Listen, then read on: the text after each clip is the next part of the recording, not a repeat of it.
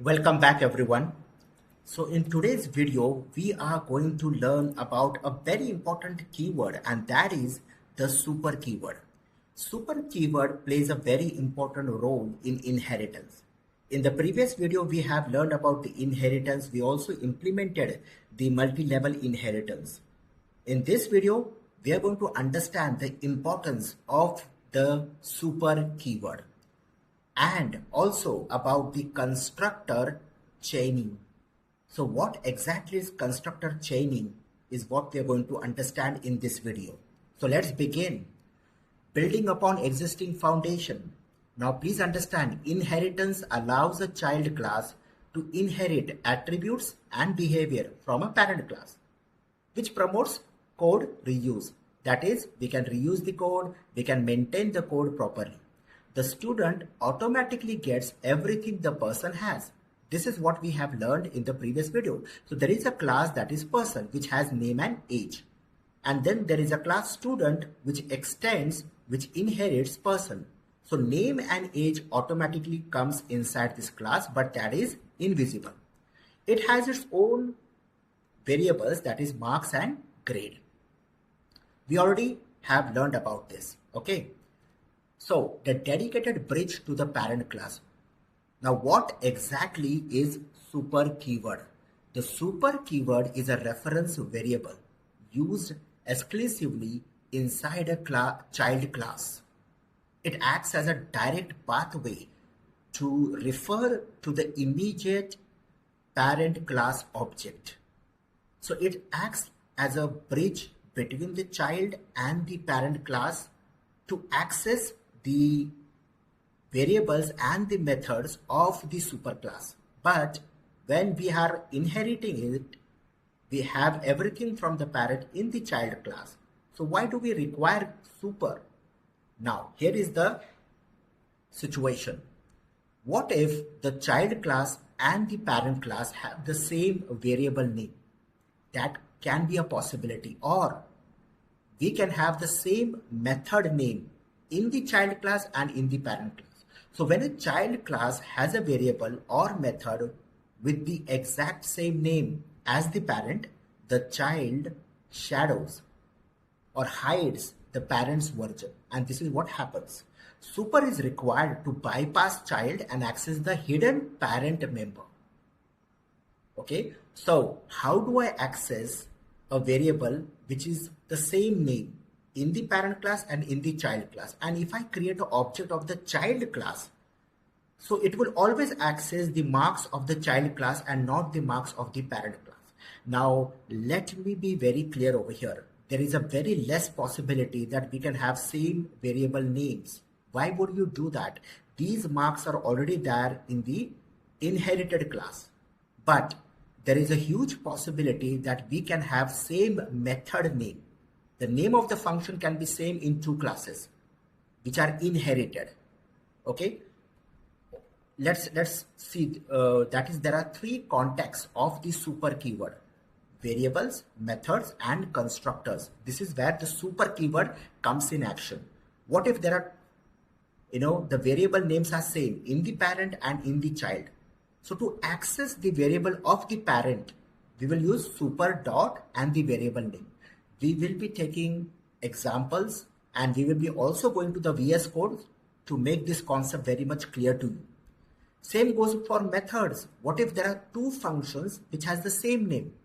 Super dot method name. So calls the original parent method. So when we use super, it will call the parent's method and not the child method. And for the constructor, it triggers the parent constructor during object creation to build the foundation. Now, I'm very sure that you might not have got anything till now, but let us take an example and then we will go to VS Code as well. Here is an example. Class person and then string role, and it has a value civilian. It has a function, that is a method, that is display. Now let us go to the other side. Class student, which inherits from person.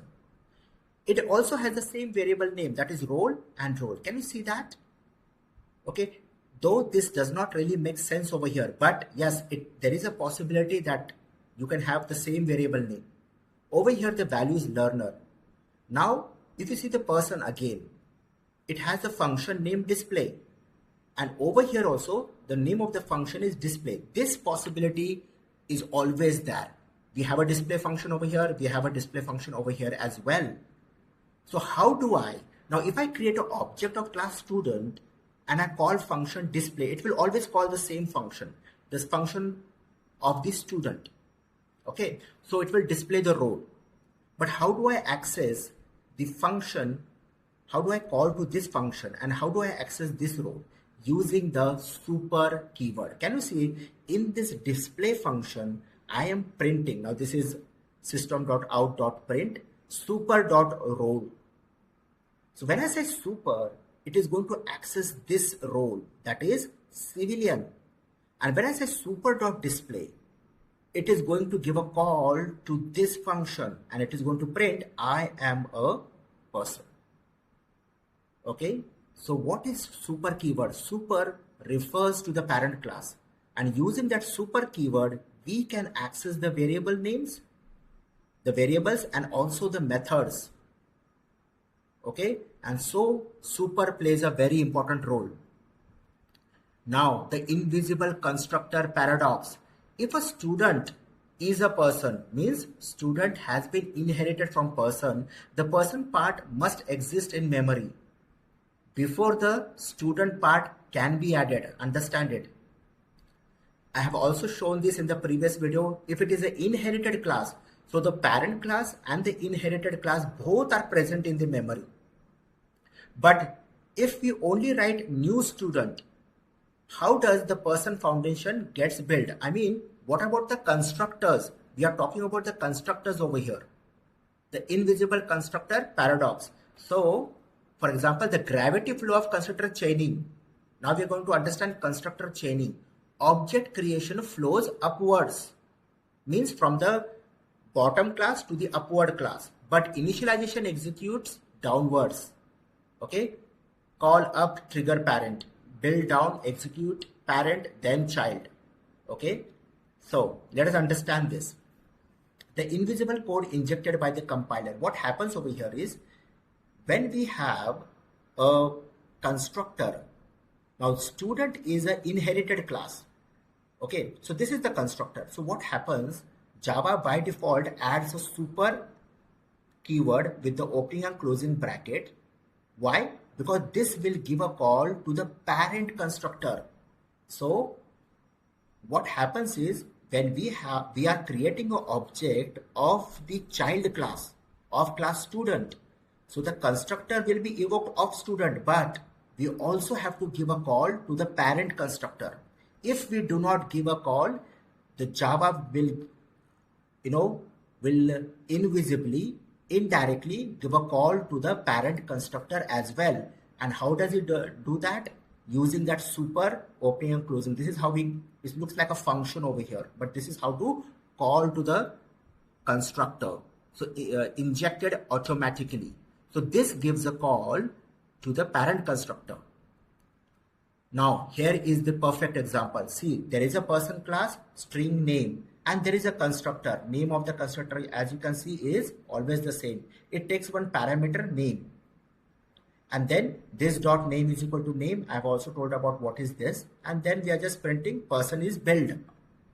Right, now come over here. That is student. Student inherits from person, and it has its own attribute marks. But since it inherits person, name is also there, right? And have a look at the constructor over here. It is taking two parameters. Why? Name, because name also exists in this particular class, and marks.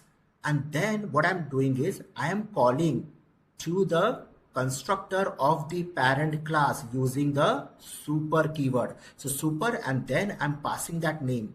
From here, it will jump over here, and then it will assign the name, the value of name, to the object variable, and then come back over here, and then the marks will be assigned to marks, the value of marks, which is its own object variable. So what we have learned over here, this is called as constructor chaining, because from here it can go over here. But what if this person is also been inherited from some other class? So from here again I have to give some call to its parent class. What if this is a multi-level inheritance, right? A to B, B to C, C to D, and this is D, this is C, then we have to go to B and then A. So that is why it is called as constructor chaining. So it forms a chain. Okay. So tracing the exact execution jump path. See, if I create an object, I'm creating an object over here, new student Alex, 90, right? So what is going to happen? This is going to automatically call to the constructor of the class student. So it will jump over here, and then it will receive, the name is going to receive Alex, marks will receive 90. And then from here, I'm giving a call to the parent constructor, that is super name. And this will give a call over here. It will assign the value to the object variable, then come back, then assign marks, and then it will print student has been built. So this is called as constructor chaining. Okay. This is very, very important to understand. And once we run this, this is what the output we are going to get. So the absolute rules of the super keyword, rule of priority, super must always be absolute first statement inside the child constructor. So if it's a child constructor, so this is a child constructor, the super should be the first statement in the child constructor, and then the later on the other attributes it can have its own attributes. We can assign the values, right? Then rule of what is the second rule? The rule of exclusivity. You can use super or this in a constructor, but never both at the same time. Rule of automation. If omitted, Java inserts a hidden no argument super for you automatically, as I've shown in the previous video. Okay, now let us go to VS Code, and we will take an example. For example, we have person over here and string name, and over here what if I have void display, and then it is going to display the name. Okay, then I come to student, and then over here also I can say, okay, I just want to have a display function, and I can do it this way. But can you see again the Copilot has added that statement that is called to the display method of the person class, right? So now what happens over here? So from here it is going to give a call to the parent constructor. I mean, it is going to give a call to the display of the parent. Over here we do not have a constructor, but we can also have a constructor like this. For example, I can have person, and then this is the constructor, right? I will save this. Now what if I add a constructor over here, that is student, and you can see again that super. So it will have two parameters, name and marks, right? And now if I run this code, if I just save this and run the code, let me just see the terminal over here. Let me take the terminal, and okay, I just need to come outside the, okay, so I will go to cd java, that's the folder, and then I can simply say java c and student. Okay, we do not have any main function over here, so I just forgot. So we will create a main function. So let me just create the main function over here. Okay, then I will say class main, and it will have the main function, and we are creating the object that is student, and we are passing Alice 85, and then I'm saying student.display. So this is going to give a call. So first thing, what is going to happen when I create a new student, this will give a call to the constructor, that is this constructor, that is student. Inside that I am giving a call to the person constructor, that is this one. Okay, we can do one thing is come over here and simply say system dot out dot, okay, that is the student constructor, and I can save this, go over here, and over here also I can say system dot out dot, okay, I can have that, right? So let me save this and let me save this. Okay, now what happens is if I run this program, if I just run this program, that is Java C main.java. Okay, so I'm compiling this and then I will run this. Can you see what is happening? What is the first message that it print? Person constructor called. So what is happening over here? Which constructor was called first? Yes, we did give a call to this, that is the student constructor, but from student then we jumped to the person constructor, and so it printed the message person constructor called. After that then it printed student constructor called, and then you can see we are displaying the values. Okay, so I hope you have enjoyed this video. This concept is very, very important to understand, so please practice a lot. The super is extremely important. Okay, so if you really feel that I'm giving you some real good content, so I would appreciate if you can just subscribe to my channel and press the bell icon. Thank you so much.